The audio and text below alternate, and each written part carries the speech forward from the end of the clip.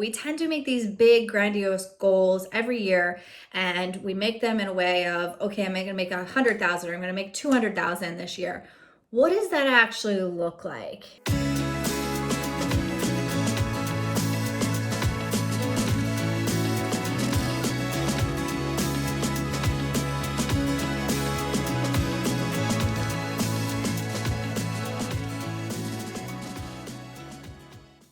Hi guys, thanks so much for tuning in to Rise, Reign, Roll. I am your host today, Rebecca, and I am the CEO of Rise, Reign, Roll, a social media maven, as well as the queen to her CEO king. And I'm super excited about today's topic because we are just going to grind straight into goal setting, goal planning, what it looks like, how to do it effectively. And this is a really difficult thing to do because most of the things that I see in terms of Google searches, at least for goal planning, are such crud muffins. It's really frustrating. It's like, oh, make a goal. Oh, pursue the goal.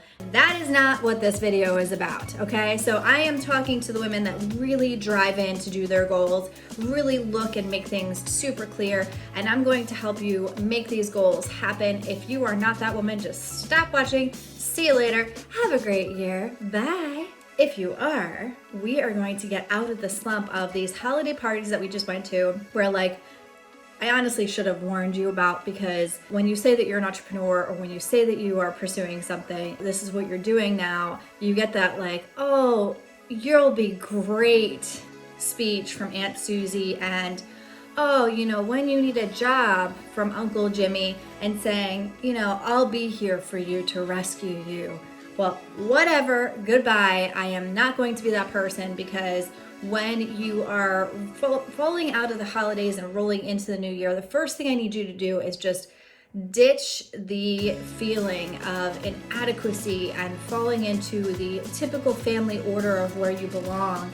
Meaning if you're the youngest, falling into that section, or if you're the oldest, managing everybody for everybody else. You don't need that. You don't need that baggage. So whatever corner you are and listening to me, if you're walking or whatever, take that luggage, drop it off at that corner, and keep on walking, because we're not having any of that. When we're stepping into goal planning, there is a big feeling of a void, and we feel very alone in this whole process because we have goals and we're striving toward them, and these are the things that we're really, really focused on. So how do we plan them? Can we crush them and arrive in spectacular fashion next year for the holiday and be like, yeah, sorry, Aunt Susie, sorry, Uncle Jimmy, I'm good? Or are we going to just bask in that ambitious light the whole first quarter and then be like, oh shoot, what did I do? I need to make these goals. So I need you to stop the lazy holiday feeling, cut it out, and let's dig in.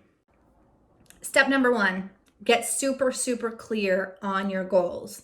And what I mean is I want you to meditate the fudge out of them and really focus on what they look like. Get clear about what that picture is.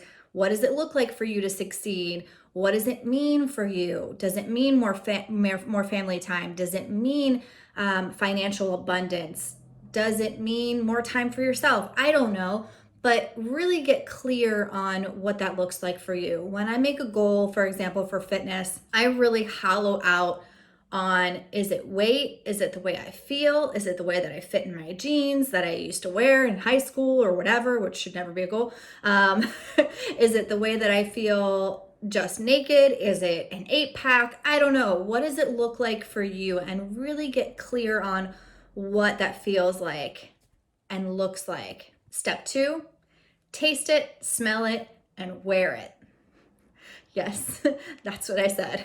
Taste it, smell it, wear it. Super weird, and you're probably going to think that I have some sort of weird psyche problem here, but I want you to really taste the reward of success in this area. What I mean is, when you go into the space of your brain where you've already achieved this goal, you feel it, you smell it, you are not afraid to be there in your mind. That is a powerful space. And this is where we step into the matrix and truly take the blue pill or the red pill, and we feel the butterflies in our stomachs the size of velociraptors. Yes, I just said that. But when you release the fear of feeling it, you step into this place of deserving it.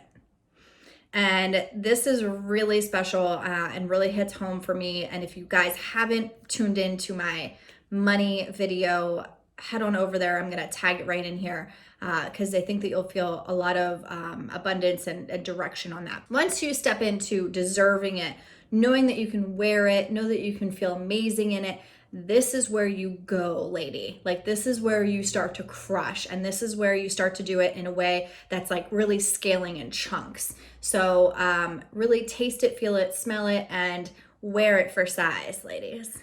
Shake it, shake it, shake it, shake it. Okay, step three is bite-sized pieces. So work it backwards and make it into chunks. So we tend to make these big grandiose goals every year, and we make them in a way of, okay, I'm gonna make 100,000 or I'm gonna make 200,000 this year. What does that actually look like? Okay, so then first what I do is I break it down into quarterly. So I say, okay, quarterly, that would mean that I make 50 grand quarterly per the end of these months. And I would like literally write these things out. Then I'd break it down monthly. So what I would say to myself is, okay, I work 17,000 each month. Okay. It's really 16,670, I believe. But for purposes of where I like to place myself, I like to place myself a little bit further than where I need to be. Because mentally, for me, if I fail on my first month, for some reason, there's something that happens where I then look at my entire year and I'm like, oh, this is too much. I pushed myself way too hard. This is unattainable. This was crazy. I don't know what I was thinking. It was just the holidays. I was drunk on eggnog. I'm not really sure. But like, don't do that to yourself. So if you push yourself a little bit higher or a little bit further in the goal, you actually might find yourself to be a lot more calm because you know subconsciously, okay, it's January. I nailed that 17 to the wall. And now I'm going to do another 17. And guess what? In my own brain, if I'm a little bit under, it's okay. It's fine. I can take that weekend with the girls. I can go meditate. I can go a little bit more in yoga, and I can be happy while I'm attaining them. Step 4, notes and words everywhere. What does that mean?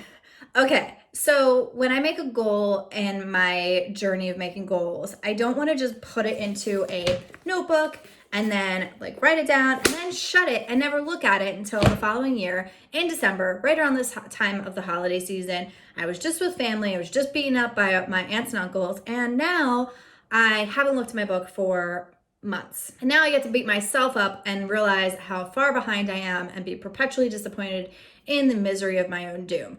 No, thank you. Keep that, shove it to the side.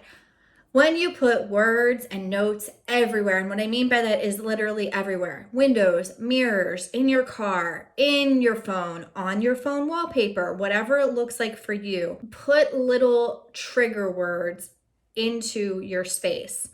So for example, for money, for me, it would be a piece of abundance, freedom, financial freedom, stability, sense of peace, etc. So my words or things that I would write down would be feeling, freedom, abundance. Okay, doesn't make sense to most people. So if you have friends over, it's not super awkward because they're not like, oh, with your money, you feel this way. No. And I'm not going to be embarrassed about like other people reading my goals because you always want to just put it out there anyway. But I will tell you that when you write something down and it's a little bit cryptic, people just don't really pay attention to it. They're like, oh, she's weird. Okay, moving on. But if you do it for yourself in a way that kind of just triggers yourself just enough, you'll stay on this path of, okay, I'm knocking out these goals. I know exactly where I'm going and I know exactly how I'm going to feel about it because this is what I've set up for myself. So I hope this helps you crush 2020, and I know you will, but I wanted to put this out there because I felt as though every article I was reading was just full of bunk. So hope this helps for the ladies that are looking for something very straightforward and very direct. But in the meantime, if you didn't subscribe, please subscribe. If you subscribed already, I really appreciate it. But make sure you have the little bell on because YouTube changed their algorithm and it's super crazy and it's always changing and people are like not finding my videos. So if you want to find them by putting the little bell on. And if you aren't subscribed, please subscribe. Like, give me some feedback, DM me onto Insta at Rise, Rain, Roll. And till next time, thanks so much.